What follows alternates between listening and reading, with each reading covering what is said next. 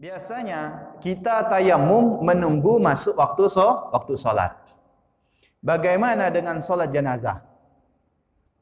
Air tidak ada. Ya, Pontianak air tidak ada. Ada orang meninggal, harus dikuburkan secepatnya. Ya kan? Air tidak ada. Bagaimana Pak Ustadz? Terpaksa tayamum. Ya. Maka bagaimana kita jamaah sholat jenazah ini tayamum? Kapan waktunya? Kalau sholat wajib menunggu masuk waktu.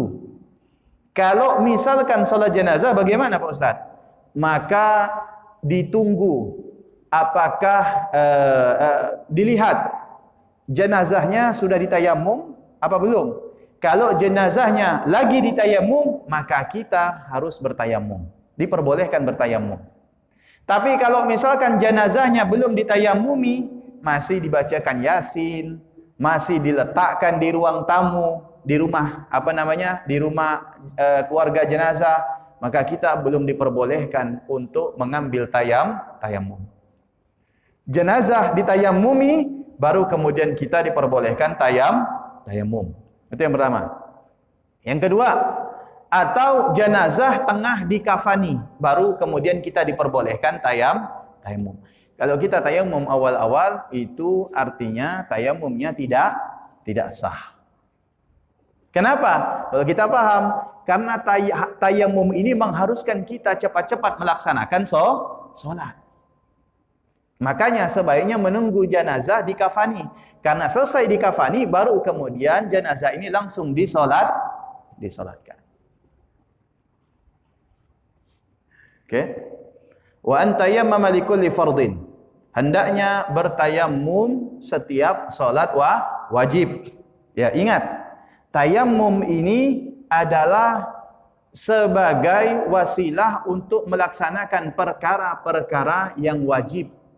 Atau ketika kita ingin membaca Al-Quran, selain daripada itu tidak dianjurkan tayamum. Jelas? Selain daripada itu tidak dianjurkan tayamum. Atau kalau kita ingin melaksanakan tawaf wajib, misalkan di Mekah tidak ada air, pada saat itu kita ingin melaksanakan umroh, maka kita melaksanakan salah satu rukun umroh dengan tawaf. Tawaf ini adalah tawaf wajib, maka boleh untuk bertayamum. Tapi kalau misalkan perkara-perkara yang sunnah, tidak dianjurkan tayamum. Contoh, misalkan mau zikir, tayamum, tidak dianjurkan. Mau hadir majelis taklim, tayamum, tidak dianjurkan. Dianjurkan hanya dua, ketika ingin melaksanakan sholat, ya. Yang kedua adalah ketika ingin membaca Al-Quran. Karena hukum menyentuh Al-Quran itu statusnya harus suci.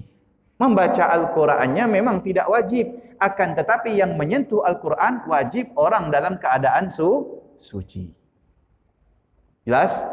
Jadi tidak ada ceritanya mau tidur, biasanya wudu, karena air tidak ada dia tayamum. Tidak nyaman tidurnya. Ya. Jelas?